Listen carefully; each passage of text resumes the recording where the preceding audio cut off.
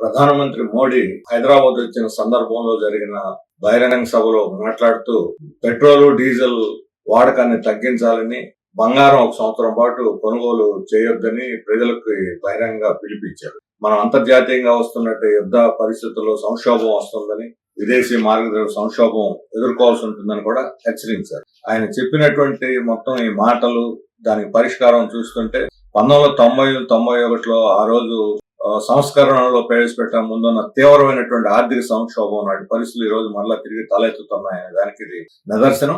అంతా సజావుగా ఉంది, మనం సూపర్ పవర్ అవుతున్నాం, ఇసుగురు అవుతున్నాం, ఒకవైపు డాంబికాలు పరుగుతూ, మరోవైపు సంక్షోభం అంచులో ఉన్నాం అని ప్రజలకు హెచ్చరిక చేయటం అంటే రాబోయే ప్రమాదాన్ని సూచిస్తున్నది. ప్రజల మీద బండలు వేయటానికి, పిడుగులు కురిపించడానికి కేంద్ర ప్రభుత్వం సిద్ధం అవుతుంది అనేది కేంద్ర ప్రభుత్వం ఎరువుల ధరలు పెంచింది. గ్యాస్ ఆయిల్ ధర పేరుతోటి యూరియా దొరకటం లేదు, ఎరువులు కూడా గ్యాస్ ధరలు పెరిగినాయి, పెట్రోల్ దొరక్క మొన్న దాకా క్యూలు కూడా ఉన్నటువంటి పరిస్థితి మనం చూస్తున్నాము.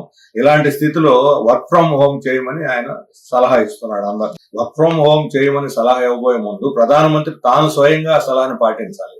ఈ రోజు నిన్న హైదరాబాద్ పర్యటన, అంతకుముందు ఎన్నికల పెద్ద ఎత్తున సమీకరణలు, యాత్రలు, మళ్ళా ఈ రోజు సోమనాథ్ 55వ వార్షికోత్సవం పేరుతోటి ఈ రోజు పెద్ద రోడ్ షో ఇవన్నీ కూడా పెడుతున్నారు. వీటికి ఎన్ని వేల మందిని సమీకరిస్తున్నారు. వాళ్ళందరినీ సమీకరించడానికి ఎన్ని వాహనాలు అవసరం అవుతాయి, ఆ వాహనాలందరికీ కూడా ఎంత పెట్రోల్ డీజిల్ ఖర్చు అవుతుంది, ఎన్ని ప్రధానమంత్రికి పట్టవని అడుగుతున్నారు.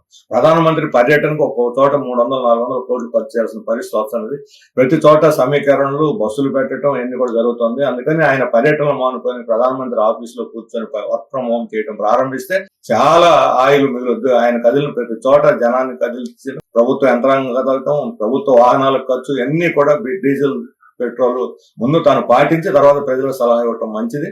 అలాగే బంగారం కొనుగోలు అనేది ప్రజలు పెళ్లిళ్లకు లేకపోతే పబ్బాలకు కొనటం వల్ల ధరలు పెరుగుతున్నాయనేది పాక్షికం మాత్రమే. అసలు వాస్తవం అది కాదు. ఈ రోజు పెద్ద పెద్ద కార్పొరేట్ సంస్థలు హార్డ్ క్యాష్ దాదాపు 10 లక్షల కోట్ల రూపాయలు పెట్టుబడులు పెట్టకుండా లాభాలు రావటం లేదని క్యాష్ పెట్టుకుని నడుపుతున్నారు. వాళ్ళందరూ ఈ క్యాష్ ని బంగారంలోకి మార్చుకుంటున్నారు, దిగుమతి చేసుకుంటున్నారు. కార్పొరేట్ల వల్ల పెరుగుతున్న బంగారం ధరలను సామాన్య ప్రజలకి పెట్టి మీరు పెళ్లిళ్ళకి బంగారం కొనబాకండి, నేను 1 సంవత్సరం పాటు నిషేధం పెడతామని చెప్పడం అంటే ఇది చాలా అన్యాయం. ఫలితంగా ఇప్పుడు షేర్ మార్కెట్ పడిపోయింది, మరోవైపు బంగారం దిగుమతి ఏమీ ఆగలేదు.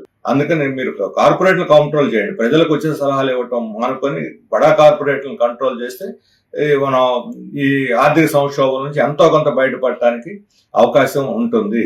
అందువలన ప్రధానమంత్రి వాచకాలు ఈ రోజు తిరిగి మనం సంక్షోభంలో పోతున్నాం అని చెప్పి ప్రజల నెత్తి మీద పిడుగులు కురిపించడానికి, మానసికంగా సిద్ధం చేయడానికి ఎన్నికలైన మరుక్షణం ఈ రోజు ఇలాంటి ప్రకటనలు చేస్తున్నారు. అందుకని ప్రజలు కూడా ప్రభుత్వ యొక్క భారాలు వేస్తే వాటిని ప్రతిఘటించడానికి, పోరాటానికి సిద్ధంగా ఉండాలని చెప్పి నేను మన 50 మంది ప్రజలకి విజ్ఞప్తి చేస్తాను.